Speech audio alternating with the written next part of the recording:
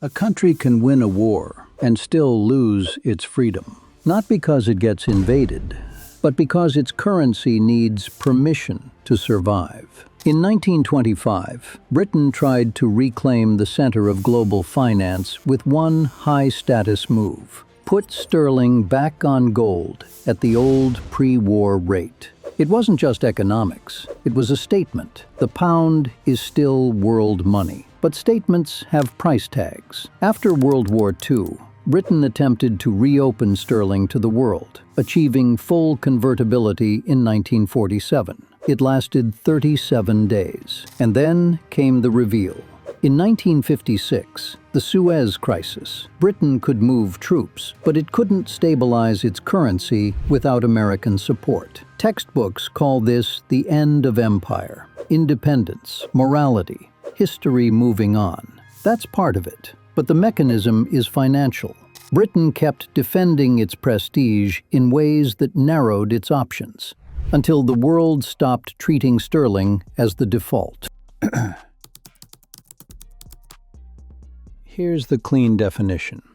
Money privilege isn't a trophy. It's when the world prefers to hold your liabilities, your currency, your bills, your deposits, because they trust they can exit without drama. Meaning, someone can convert your money on a Tuesday afternoon, and your central bank doesn't start sweating. That preference buys you room, cheaper borrowing, easier external financing, and a financial sector that becomes the system's switchboard. But it comes with a rule. You have to keep a promise. Lose one, and the privilege starts turning into a constraint. And Britain lost them in sequence. Britain's first prestige defense was in 1925, returning to gold at the old parity. The problem? At that rate, sterling was effectively too expensive. And defending the promise meant forcing adjustment at home, not through a clean reset, but through pressure. Falling prices, wage strain, and job strain. On paper, the pound looked heroic. On the street, people became the shock absorbers. A currency can look strong, while the society paying for it feels weak. And after the next war, the bill came due in a different form. During World War II, Britain built up huge overseas sterling liabilities, pounds held by other governments and institutions. The world held pounds and wanted the option to turn pounds into dollars. So Britain faced a brutal trade-off: reopen the system to preserve status or keep controls and admit the pound wasn't what it used to be. In 1947, Britain tried to restore convertibility, and the result was immediate. Convertibility lasted 37 days. It held only as long as Britain could burn borrowed dollars to defend the pound. When that cushion thinned, the defense turned into a drain. Gold started leaving. Confidence started leaving. So Britain shut it down. And markets drew two conclusions. Sterling wasn't the anchor anymore, and rebuilding a free system would take far longer than anyone wanted to admit. That's what losing money privilege feels like at first. Not collapse, but friction. Before the wars, the empire mattered. But the deeper advantage was infrastructure. London cleared trade. London insured ships. London priced risk. Sterling sat under contracts and reserves because it was predictable, and because Britain could credibly support it. And here's the twist. A reserve currency isn't a power you own. It's power you borrow from other people's patience. Money privilege is rarely about being the biggest. It's about being the place the world chooses to wait. And once the world stops clearing through you, it doesn't just move money, it moves power. Because the switchboard doesn't disappear, it just gets rebuilt somewhere else. World War I begins the flip.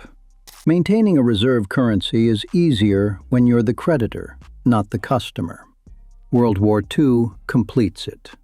Britain comes out of war with a debt burden so large that the margin for error collapses.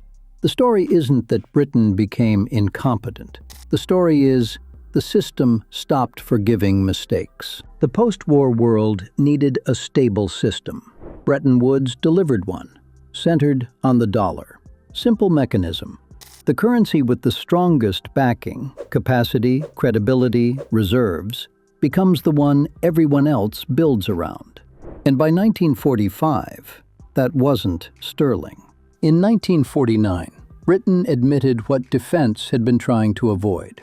The pound's external value had to move. Devaluation isn't shame, it's a forced rewrite, when defending the old story costs more than accepting the new one. And here's what the ledger meant on the street. Imagine post-war Britain. Ration books, shortages, exhausted infrastructure, a country rebuilding while its currency is being tested abroad. The empire still existed on maps, but the home economy, the thing that ultimately backs world money, was stretched thin. When money privilege weakens, geopolitics doesn't collapse first. Living standards get negotiated first. By 1967, the pattern returned.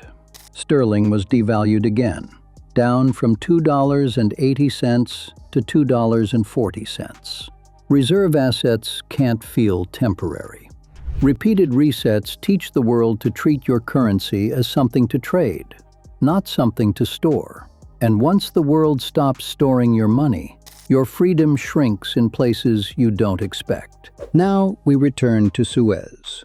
Militarily, Britain could act. Financially, sterling came under pressure. To defend the peg, reserves started draining. And here's the key. Support wasn't automatic. Britain needed a backstop. Washington made it clear, no backstop while the operation continued. Suddenly, the choice wasn't just the military strategy. It was pursuing the operation or defend the currency. Suez wasn't the cause of the decline. It was the moment the hierarchy became undeniable. Without the financial backstop, military freedom narrows. The pound didn't collapse that day, but something else did. The illusion that prestige could fund itself. Sterling didn't vanish overnight, but after Suez, everyone could see the direction of travel. When the world stops waiting in your currency, your commitments start getting repriced. By 1976, the constraint turned institutional. Britain needed external support to stabilize confidence, and the support came with terms. That's what an IMF program represents in any era. You still govern, but your policy space is partly negotiated because you need outside credibility to stop the bleeding. When you need permission to stabilize, you don't have money privilege. So Britain didn't lose global standing in one event. It lost money privilege through a sequence. War finance flips the balance sheet. Prestige defenses force domestic pain. Convertibility becomes dangerous and fails fast in 1947. Devaluation rewrites the story in 1949. Suez proves the backstop has moved. Repetition breaks reserve trust in 1967. And 1976 formalizes the constraint. That's the chain. Not a myth, not a morality play. A funding model, losing its buyers. A reserve currency is not a compliment, it's a contract. The world holds your liabilities because it believes you can honor exit without drama through wars, recessions, and politics. And when the world stores its savings in your currency, your mistakes don't punish you first. They spill outward, onto everyone else. Britain didn't lose that contract because of one villain, one speech, or one canal. It lost it by repeatedly paying real economic costs to defend a symbolic rate, until the symbol stopped buying trust. And that's the quiet lesson. Empires don't only end when flags come down. They end when the world stops waiting for your money.